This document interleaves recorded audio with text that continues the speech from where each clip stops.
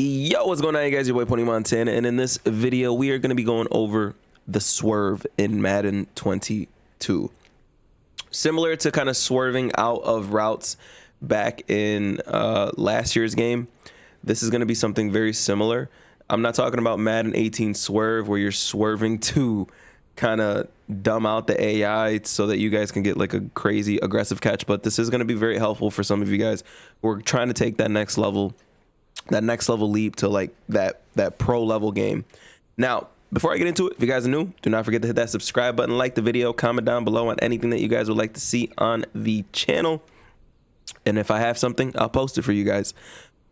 Today's video, the swerve, I do have an instant replay that I can show you guys, kind of showcasing exactly what I mean. I was just trying to find the play so I can come right back into it. Now, the best way to kind of show this example is for coverage beaters. Now, notice how I take my, I'm just going to run this play at full speed here. And hopefully this ends up being a somewhat quick video. But as you can see, I take control of my player, and I'm actually going to showcase it here. But I take control of my player right around about here, as you can see. And then I kind of swerve up and then swerve back towards the outside. I swerve away from whoever the defender is, because if I swerve towards the inside, that defender has a chance of making a play on that. That is something that we do not want.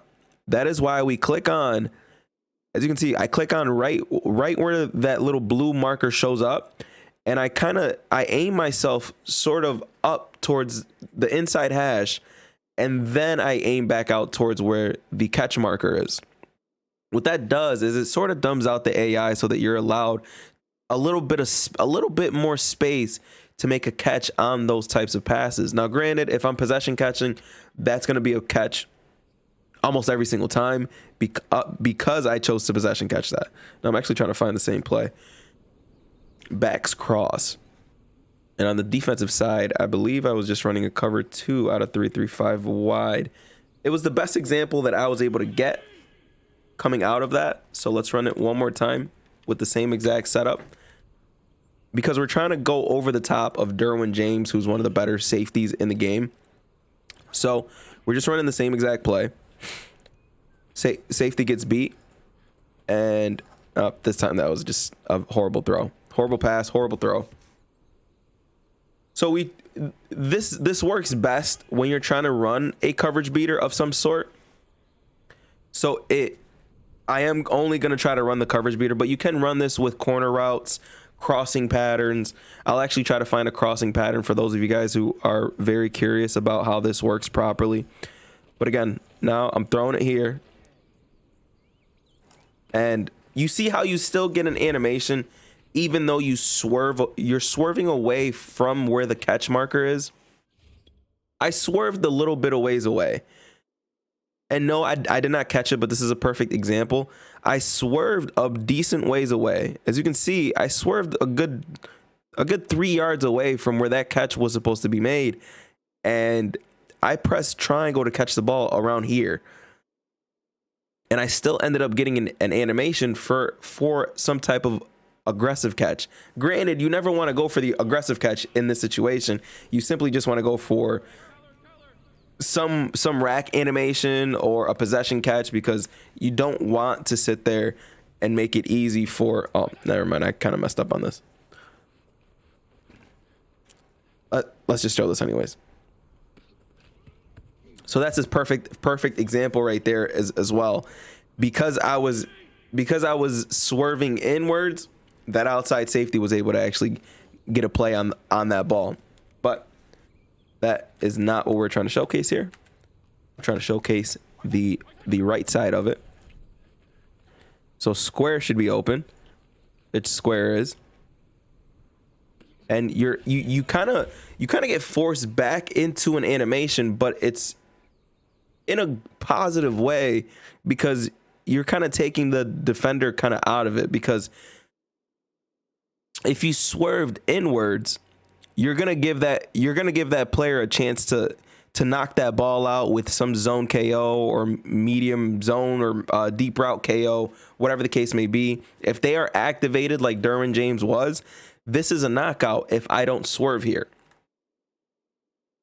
Because I did that nice little swerve there, it puts me that much further away from the AI.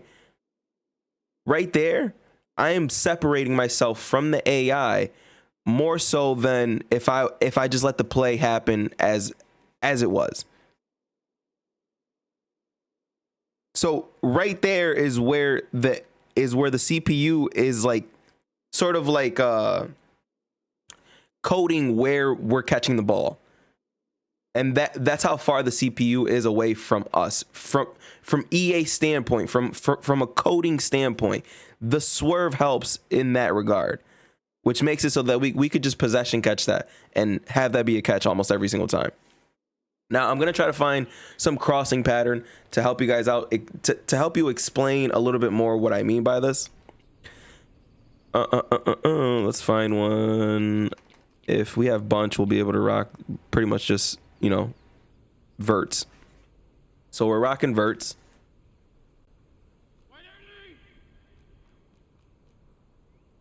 We're rocking verts, and we're just going to simply target the Samuel route. Another route. I mean, maybe this crosser's a little bit too deep, but still. So a route like this, instead of, if someone has a deep route KO, instead of swerving outwards to try to get the deep route, you see how I immediately clicked on and kind of moved inwards instead, kind of making this. And you can do this with a lot of your possession catches on the sideline as well to kind of get better animations. Sometimes swerving ends up giving you the best animations on the sideline instead of getting those animations where your guy is jumping straight out of bounds. So an animation like this is something that you can achieve by simply swerving your way into it. Now I'm going to try to do that one more time just to kind of showcase what I mean by it.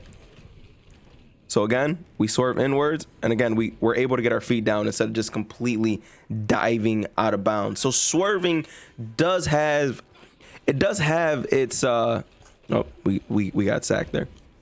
So swerving into catches or out of catches, it does have its benefits. Even swerving out of catches in a situation where a person might be able to get their hands on the ball, if they're playing the receiver for their coaching adjustments and stuff like that, their guys will completely take themselves out of the play if you take yourself out of the play and just run away from the ball.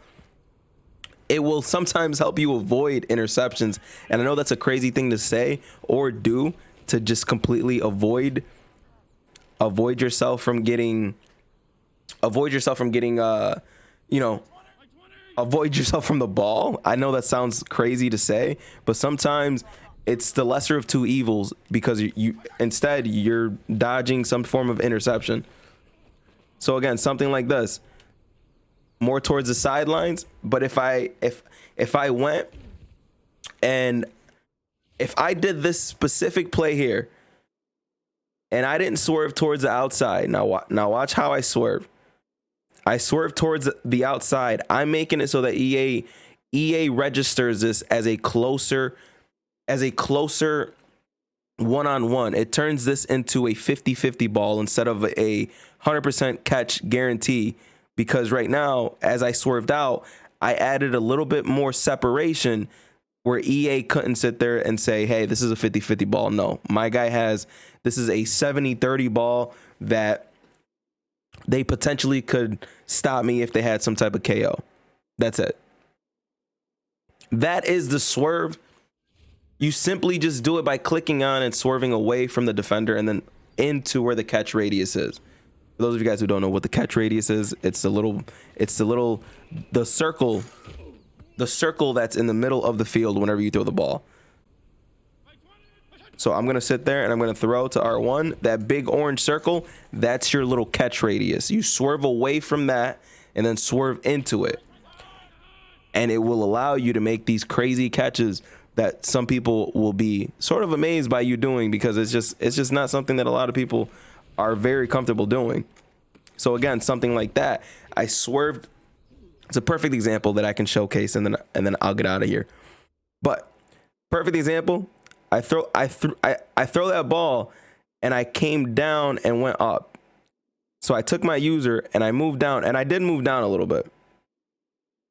I moved down, and then I held triangle, and I ended up getting a nice possession catch. And instead of EA registering me right where the circle is, I was down long enough for me to be able to hold on to that ball. I'll do it one more time. That time it just was a no-go. I tried too hard on that time. I'll try to get a good one more time.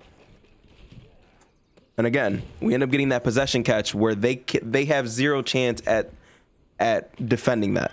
It's just going to be way too hard for them to do that. And I'll show the instant replay on that. As you can see, I come down and I'm able to get a catch. If I allow myself, just going to showcase the replay one more time. If I allow myself to just catch the ball where EA intended that ball to land, one of these two guys might be able to knock it out. And I'll showcase the replay again. I'll throw it right towards where that 50 mark is.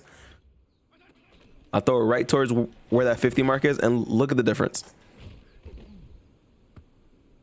One more time.